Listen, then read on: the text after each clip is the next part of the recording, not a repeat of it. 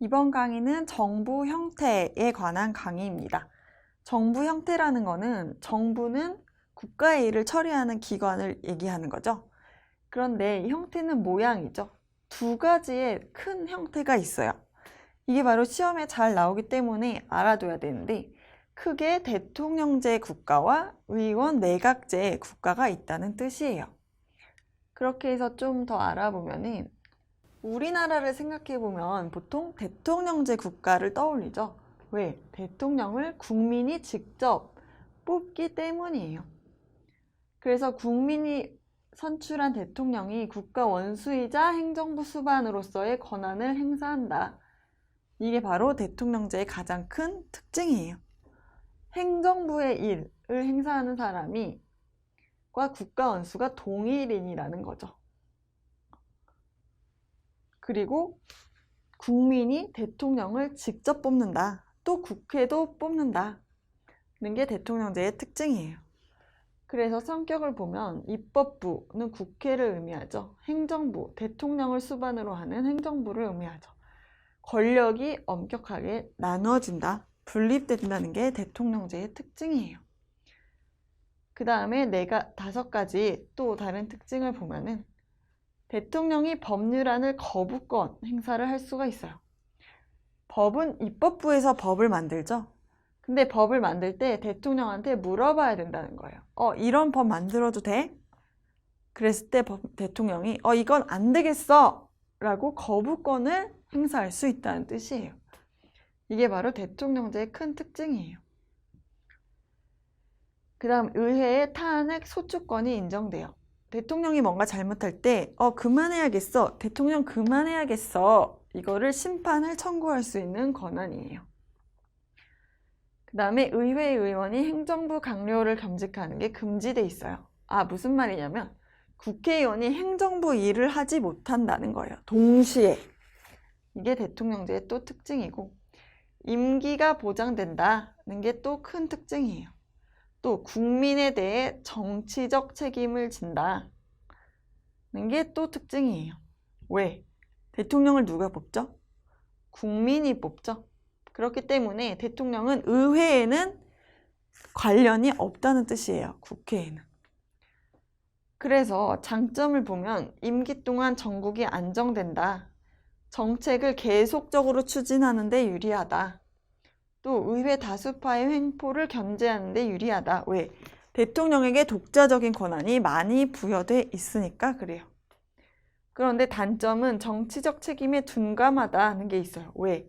이것과 연결이 되는데 임기가 보장되니까 국민들이 이제 대통령이 하는 게 싫어요. 그래도 꼼짝없이 임기 동안은 가만히 있어야 된다는 거죠. 그래서 정치적 책임에 둔감하다는 게 있고 강력한 대통령의 권한으로 독재 정치가 우려된다. 대통령의 혼자의 힘이 너무 센 거예요. 그래서 독재 정치로 흐를 가능성이 있어요. 그리고 의회와 행정부가 대립 시 조정이 곤란하다. 권력 분립의 특징이라고 보면 되죠. 권력이 양측에 나눠져 있기 때문에 둘이 싸우면 해결하기가 좀 어렵다는 거예요. 권력이 나눠져 있기 때문에.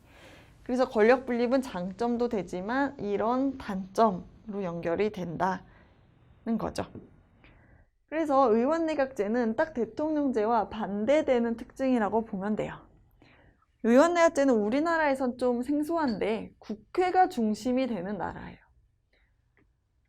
의회에서 선출되고 의회의 정치적 책임을 지는 내각을 중심으로 국정이 운영된다. 국민이 대통령을 뽑지 않는다는 뜻이에요. 누구만 뽑아요? 국회의원만 뽑아요. 그럼 국회에서 행정부까지 같이 만든다는 뜻이에요. 그래서 입법부와 행정부가 합쳐져 있어요. 아까 분립되어 있는 것과 반대죠. 그래서 아까 행정부 강요를 의회의원이 겸직을 금지된다고 했는데 겸직이 가능해요. 또 대통령제에서는 법률안을 거부하는 것만 가능했죠. 근데 여기서는 내각, 행정부에서 법률안을 제출하는 것도 가능해요. 어차피 국회에서 행정부를 만들어 놨으니까 행정부가 우리도 이런 법률 만들래 하는 것도 가능하다는 얘기예요. 의회는 내각에 대해 불신임할 수 있다. 의회가 내각을 만들기도 하고 없앨 수도 있다 라는 뜻이에요. 내각도 의회를 해산 가능해요. 왜? 내각이 의회를 해산하지 못하면 항상 끌려다니겠죠. 내가 만들어줬으니까 너 내가 시키는 대로 해. 이렇게 종속되겠죠. 그런 걸 막고 어느 정도 독립성을 보장해주기 위해 해산 가능성을 열어두고 있어요. 내각은 의회의 연대 책임, 함께 책임을 져요. 왜? 의회가 만들어준 거라서 같이 책임진다. 꼭 가야겠죠. 의회의 과반수를 확보한 정당이 없는 경우 연립내각이 수립된대요. 이건 무슨 말이냐면 어떤 정당, A당이 70%를 가지고 있다고 했을 때 B당이 30%를 가지고 있어도 A당 혼자서 정부를 만들 수가 있어요.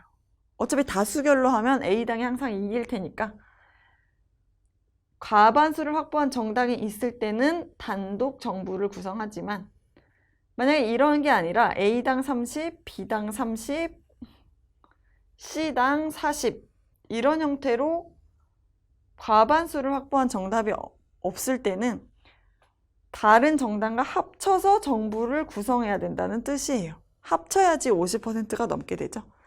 이렇게 합쳐서 정부를 구성하는 걸 바로 연립내각이라는 말을 써요. 아, 그래서 연립내각이라는 말이 나오면 의원내각제구나. 이렇게 역으로 추론이 가능해요. 그래서 특징을 보면 정치적 책임에 충실하고 국민의 요구에 충실하다. 언제든지 행정부를 만들었다, 없앴다 하니까 국민의 요구에 더 민감하게 반응할 수 있는 거죠. 정치적 책임에 둔감한 대통령제와 반대되는 특징인 걸 알 수가 있죠. 또 의회와 내각의 협조가 용이하고 긴밀해진다. 이게 또 장점이 되죠. 그런데 단점으로는 다수당의 횡포 견제가 곤란하다.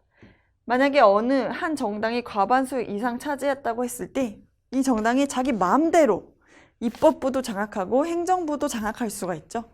이 뜻이에요. 다수당이 횡포를 할 수가 있다. 또 군소정당 난립 시 전국이 불안해질 수 있다. 아까처럼 A, B, C가 이렇게 30, 30, 40이라고 했을 때 A, B도 합칠 수 있고 B, C도 합칠 수 있고 A, C도 합칠 수 있어요. 그러니까 서로 마음에 안 들면 계속 뭔가 바꿔가지고 행정부를 다르게 구성할 수 있다는 뜻이에요. 그러니까 조금 혼란이 초래될 수 있는 위험이 있겠죠. 네, 그렇게 해서 이 정도 보고 넘어가면 되겠습니다.